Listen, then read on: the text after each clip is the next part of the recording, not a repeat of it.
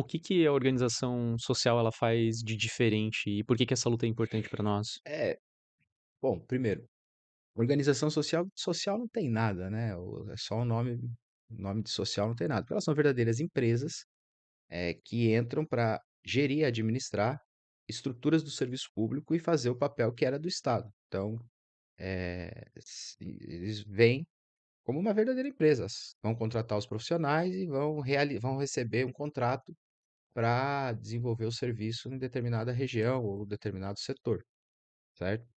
E a partir daí, a prefeitura se desobriga. Ela põe lá fiscal de contrato e tal, para ver se está cumprindo o contrato, mas você tem um outro tipo de relação estabelecida ali. Você já não tem mais aquela função social que eu estava falando no início, né? Que é o serviço público é impessoal, imparcial, né? Você fez um concurso, então você vai atender a população ali a partir daquilo que você identifica do seu cargo, da sua função. Você não vai discriminar ninguém se é isso ou aquilo, ou não, se eu fizer o médico, se eu pedir tal exame, isso aqui vai custar tanto, eu não posso onerar tanto o sistema com um exame desse. Não, ele vai trabalhar com as necessidades que ele precisa para resolver o problema que está colocado ali da população, né? E a organização social, ela vem e vai assumir isso. Então, quando ela assume isso, a gente já teve denúncias na saúde, por exemplo, de superfaturamento em compra de equipamentos em São Paulo, aqui em Santa Catarina mesmo, né, nos hospitais, eh, não recolher e não pagar os devidos direitos trabalhistas para os seus trabalhadores, processos de falência e que vai embora e deixa todo mundo sem receber e deixa inclusive a população sem atendimento. Então tem uma série de questões, né, que estão relacionadas às OS. E a saída delas aqui se deu nesse processo, né? A própria comunidade, junto com nós, depois, um ano e meio depois, falou: Ó, não queremos mais, a gente quer que volte a ser gestão pública municipal, administrada pela prefeitura, com servidores da prefeitura. A gente não quer mais essa estrutura, isso não está nos atendendo, né? Então, Voltou atrás, foi voltou obrigado a atrás. voltar. A prefeitura teve que voltar atrás. A lei existe, tá lá, não revogou a lei, mas Teve não tem. algum ato, algo que marcou esse Teve, recuo da teve, prefeitura? teve, teve. Teve bastante, Thiago. Sim, Assim, sim. teve essa greve, depois teve greve em Eu 2019. tô fazendo meu papel Não, de sim, jornalista, de sim, entrevistador, mas assim, pra quem, só comentando, eu tava na época na graduação e eu lembro da sim, não, luta do porque você tá falando: "Ah, a gente fez a luta e moveu a cidade", e realmente, cara, essa cidade ela foi tomada por essa discussão, basicamente. Então a uhum. gente lembra que mesmo na universidade essa discussão entrava, muita gente da graduação ia participar dessas atuações, Depois a etcétera. gente pegou os contratos, a gente foi nos endereços onde supostamente a empresa existia, chegamos lá, eram endereços fantasma, enfim. Até hoje ela teria que ter, nós fizemos denúncia no Ministério Público, até hoje, quando teve a atividade que a prefeitura encerrou o contrato ali, né, num momento de pré-database, para tentar conter a discussão naquele momento, nós denunciamos para o Ministério Público 4 milhões que deveriam ter voltado para os cofres públicos e, enfim, depois justificaram que eles tinham usado para isso ou para aquilo e Uhum, ficou por isso. sim. Mas foi embora, né? Cara, mas essa é uma boa discussão, inclusive porque, de alguma forma, desde o contexto das reformas neoliberais do FHC até hoje, a gente tem essa tendência, uma dupla tendência de privatização, né? Que é a privatização mais direta, como a gente conhece, geralmente a venda diretamente das empresas públicas para as privadas, mas tem essa privatização mais discreta, que é justamente por organizações sociais, por empresas ou nitidamente privadas ou mesmo empresas que se Uhum, colocam como estatais, né? uhum. Então essa forma sofisticada de privatização do serviço público ela tem ocorrido em vários lugares, em vários momentos. Então esse é um debate que transcende inclusive o aspecto local aqui, né? Tipo, algo que é bom que todo mundo que está nos escutando fique de olho porque esse é um elemento sofisticado que a atuação dos governos fazem para reduzir o aspecto do serviço público, digamos, né? É, porque assim, as empresas que foram privatizadas nos anos 90, elas tinham um ativo, né, que foi vendido. Então, tipo, Vale do Rio Doce, mesmo a Petrobras, a parte que foi vendida lá, a famosa greve dos petroleiros lá, com a ocupação das plataformas, os Correios que também entraram nesse processo quando entraram no mercado de ações e valores, então você tinha ativos. No caso nosso, as empresas não querem comprar Elas querem que o Estado organize toda a estrutura e entregue para elas só extrair o lucro, porque na terceirização do serviço público, você tem o prédio pronto, feito pela prefeitura com dinheiro público, você tem toda a estrutura montada e organizada, sem precisar investir um centavo. Então você só vai ali, pega o contrato, contrata os trabalhadores a preço mais baixo que puder, coloca as mínimas condições de equipamento que precisa ter para o negócio operar e é isso. E no final do mês você extrai lucro. Eh, as E a venda da empresas, mercadoria também é consumida pela prefeitura ou pelos é, estados, é né? Então, isso. tipo, não é uma venda É, direta, né? Que nem a privatização da isso. escola, a família vai lá e vai ter que pagar matrícula. Uhum. Como é que É, a família brasileira média, da classe trabalhadora que é pobre, não tem recurso para pagar uma matrícula privada, vai conseguir? é, Então o Estado vai lá que eles disfarçam, né, de taxa, que não é, que era que a prefeitura falava, não, não vai cobrar nada.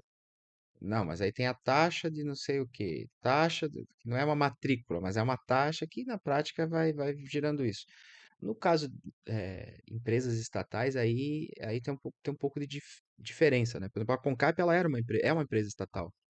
Ela foi modificada nesse processo com a história da autarquização, que foi aonde, eh, porque como quando ela era uma empresa, só tinha uma possibilidade de privatizá-la, né? Era a venda direta do ativo. Como a venda direta do ativo não interessava para a máfia do lixo, que a gente chama de máfia do lixo, mas as grandes empresas que operam esse sistema, elas queriam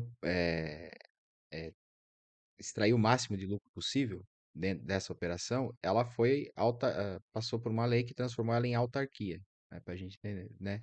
Porque aí, quando ela vira autarquia, era mais fácil você fazer o contrato para terceirizar e garantir mais lucro para quem estava entrando para operar, né? Que chegou também a operar a majoritariedade da coleta convencional, não de todo o sistema de coleta, e que também em greves a gente hoje retomou a majoritariedade da coleta convencional na cidade. Eu gosto de falar isso porque como a gente eu sou sindicalista atuo, né, na área do serviço público, sou trabalhador do serviço público e também na executiva nacional da CUT, e tem dois elementos dessa discussão que nós estamos fazendo que sempre despertam a atenção quando eu saio de Santa Catarina. Primeiro, pô, vocês são de Santa Catarina, um estado que todo mundo fala, um estado fascista. Eu falei, cara, o estado não é fascista. Essa é a primeira coisa que a gente precisa desmistificar. É, somos trabalhadores iguais a vocês. Ah, Santa Catarina não tem negro. Santa Catarina tem negro, sim. E tem um embranquecimento do nosso estado a partir de indicadores construídos. E a outra coisa, e aí você entra na discussão para explicar que aqui tem luta, que não é todo mundo que é assim, que nosso estado não é o Santa Catarina lá dos memezinhos, não tem nada a ver, é um povo explorado, trabalhador como os outros. E a outra é que terceiriza não tem mais como voltar.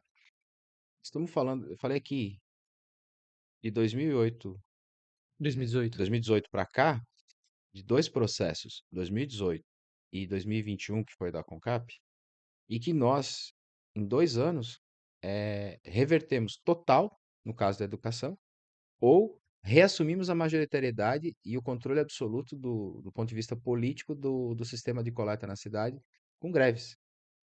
Então, na maioria do sindicato, quando vem a terceirização, passou, não tem mais o que fazer. Não. Então, são duas coisas que eu gosto de falar, porque tem como fazer. O que não dá é para, como eu digo sempre, né, baixar os ombros e se jogar nas cordas. Que nem sempre uma derrota, ela encerra um ciclo político. Você consegue continuar a discussão fazendo esse debate com a sociedade, você vai acumular força para depois lá na frente poder ter novo impulso para a retomada das questões, né? Então acho que isso também é um pouco da Uhum. crise do movimento sindical brasileiro, né? Que eu vejo assim, acompanhando, né, com as críticas que eu tenho, particularmente a vários processos que hoje ocorrem, é, é uma institucionalização cada vez maior, como se as instituições do Brasil, por exemplo, tivessem muita legitimidade, né? O Congresso brasileiro, eh, o próprio poder judiciário do país tem, não, votou a lei e acabou, tá sacramentado. Eu não sou daqueles que querem afrontar a democracia e o Estado constituído a partir de valores democráticos. Agora, eu também não vou passou com a peneira que as instituições brasileiras só apodrecida herança da ditadura militar, porque nós temos o artigo 142 até hoje lá, Eu quero que tenha Congresso, eu quero que tenha um judiciário que funcione, né? Mas eu quero que o Estado brasileiro seja verdadeiramente democrático, coisa que ele nunca foi. Então, não é porque meia dúzia de vereador aqui, financiado pelo poder econômico da cidade, votou uma lei para entregar uma parte do serviço público aos amigos dele, que isso tem legitimidade institucional e, portanto, bom, não há mais o que fazer porque a lei está aprovada, ai, não há mais o que fazer porque o juiz determinou que vai ser assim. Não. E aí, camarada, gostou desse corte? Quer ver o Prelúdio chegar cada vez mais longe? Então junte-se a nós. O Prelúdio é um podcast socialista e revolucionário, construído de forma independente e autofinanciada para analisar a realidade da conjuntura brasileira e contribuir com a luta da nossa classe. Com o seu apoio, conseguimos crescer cada vez mais. Há duas formas de fazer isso. Uma é se tornando membro da escola, da IFOP Vânia Bambirra, por apenas R$ 10 por mês, e a outra é fazendo uma doação de um valor pontual que for possível para você. As duas formas nos ajudam bastante, então não deixe de contribuir se for possível. Além disso, você também nos ajuda se inscrevendo nesse canal, curtindo e compartilhando os nossos materiais para chegar cada vez mais longe. É isso, até uma próxima. Tchau, tchau.